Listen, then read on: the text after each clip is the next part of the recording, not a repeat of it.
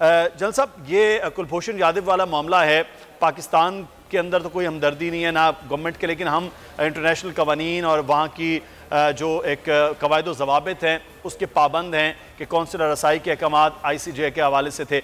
अब आप समझते हैं कि पहला, फिर दूसरा, अब तीसरी बार भी कौंसलर रसाई के लिए कहा गया, पाकिस्तान ने उस बात के लिए पेशकश कर दी है।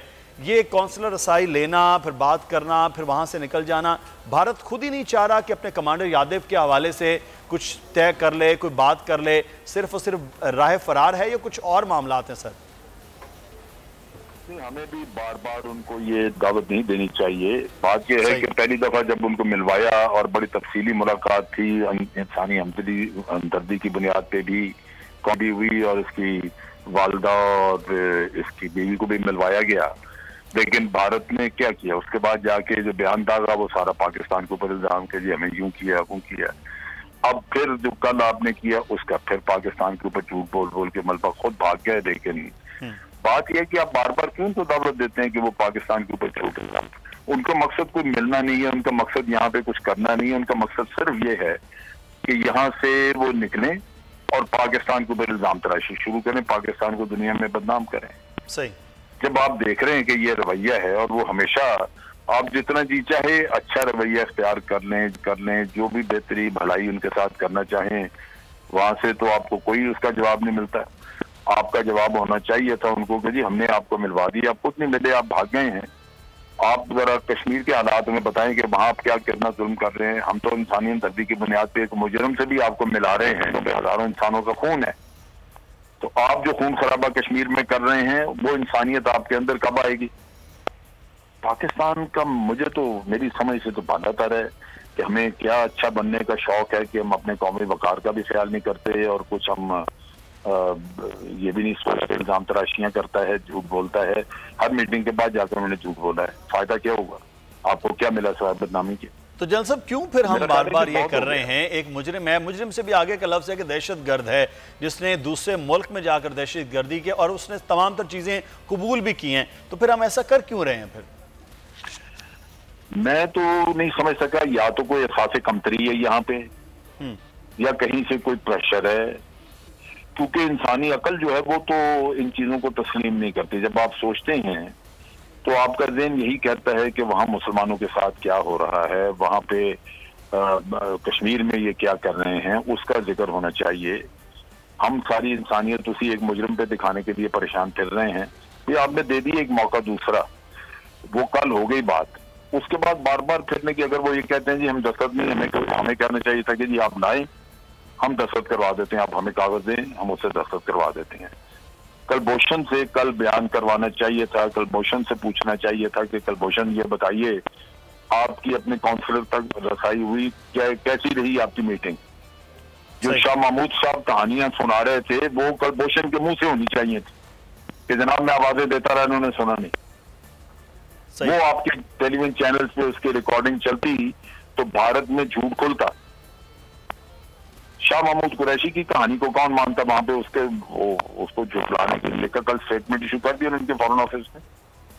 ये तो मुझे तो समझ नहीं लगती कि ये किस तरह हैंडल हो रही है चीज। तो सर इसमें जनरल साहब इस वक्त तो प्रेशर नहीं पाकिस्तान को डेवलप करना चाहिए, जब चीन के मामले पर भारत पूरी तरह से एक पिट गया, पूरी तरह से एक शिकंजे में आ गया। चाबहार का 2 दिन पहले आपने वो भी खबर देख ली कि वहाँ मंसूबा बहुत बड़ी डींगों के साथ उन्होंने शुरू किया था ईरान के साथ, लेकिन ईरान ने रेल के बड़े मंसूबे से भारत से अलग हो गए हैं, सारे मामलात हैं। ऐसे में तो पाकिस्तान को प्रेशर डेवलप करना चाहिए ज़्यादा से ज़्यादा। तो फिर हमारा फॉरेन ऑफिस, हमारे वजारत खारजा क्या कर रहे हैं? ये वक्त है जब आपको कश्मीर का मामला लेके आगे बढ़ना चाहिए। बिल्कुल, कश्मीर के मामले में हमने आवाज उठाई, सब कुछ किया, लेकिन हमने इतनी शद्दोमत से, इतने जोर से अपनी कैंपेन, अपनी मुहिम नहीं चलाई। सही, जो जरूरत थी। कश्मीरी बेचारे पैसे पड़े हैं, उनकी आवाज पाकिस्तान है, तो पाकिस्तान से एक ट्वीट निकल जाए या आपने कोई एक बयान दे दिया तो उससे तो बात नहीं बनती। ये वो मुहिम है जो आपने चलानी है, उधर तवज्जो देनी चाहिए, कंसेशन मिल नहीं रही कहीं से। तो ये मेरा ख्याल है कि हमारी प्रायोरिटीज भी, हमारी तरजीहात का भी मसला है, सही, हमें दुरुस्त करनी चाहिए, हमें उधर तवज्जो देनी चाहिए। हमें हर वक्त ये कोई अच्छा बन के दिखाने की कोई इतनी ख्वाहिश जो हमें ले बैठी है वो नहीं होनी चाहिए।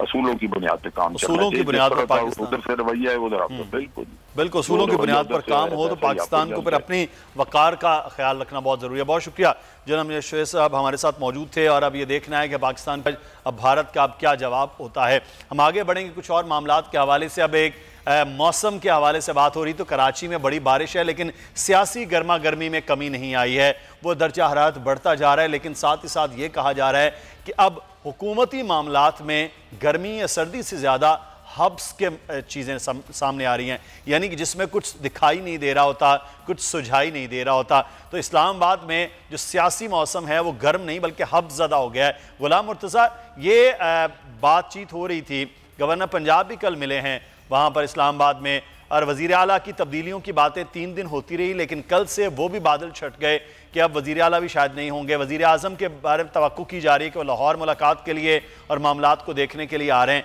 ये क्या चल रहा है? वजारतों के अंदर भी कोई मामलात हैं, यहाँ के इलेक्ट्रिक के धरने दिए जा रहे थे, इत्तेहादी भी कुछ खुश हैं कुछ नाराज़ हैं, चल क्या रहा है इस्लामाबाद में? इस्लामाबाद में बड़ी आपने जो बात की है कि हफ्सदा माहौल है सियासत का और तमाम लोग एक दूसरे से ऐसा लग रहा है जैसे मुंह छुपाए फिर रहे हैं। एक 2 रोज़ कबल जो सेनेट में बैरिस्टर सैफ की जानिब से एक 18वीं तरमीम के हवाले से कुछ जो था वो तरमीम पेश की गई कि इस सेक्शन को हज़फ कर दिया जाए, उस पर आपने तकरीरें सुनी तमाम अपोजिशन जमातों की, तो उससे अंदाज़ा हो रहा है कि क्या लावा पक रहा है सियासी जमातों के अंदर। और इसी तरह से अगर आप सूरत हाल देखते हैं पंजाब की, तो पंजाब में ये कितनी अफवाहें गुज़श्ता एक हफ़्ते से चल रही थी कि उस्मान गुज़ार साहब जो हैं उनको हटाया जा रहा है, उनकी जगह पे कोई लाया जा रहा है। तो कौन लाया जाएगा इस वक्त, कौन आना चाहेगा? सबसे बड़ी बात ये है हालात जो हैं इस वक्त इस तरह के हैं कि इकनॉमिकली पाकिस्तान जो है वो पहले से बहुत बदतर हालात में चला गया है। मईशत जो है वो तनज़्ज़ुली का शिकार है। आज ही दादोशुमार जारी हुए हैं एक्सपोर्ट्स के, वो ये बता रहे हैं कि ईयर ऑन ईयर बेसिस के ऊपर तकरीबन 6.87% जो है वो डिक्रीज़ हुआ है।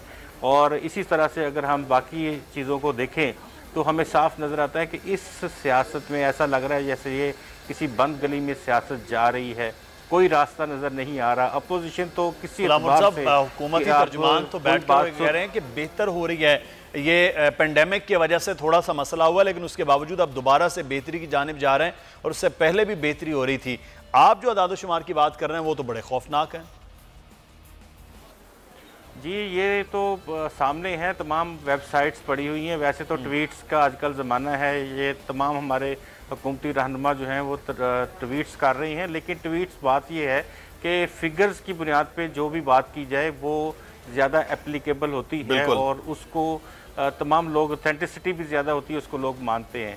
आज आप चेक कर लें, ट्रेड के फिगर्स चेक कर लें, आप एक्सपोर्ट्स के टिकट चेक कर लें, पॉलिटिकली देखें उस वक्त सूरत हाल जो है वो ठीक है। अच्छा, हमारे साथ ही रहेगा गुलाम मुर्तज़ा साहब। सब्सक्राइब करें और बेल दबाएं ताकि कोई खबर रह न जाए।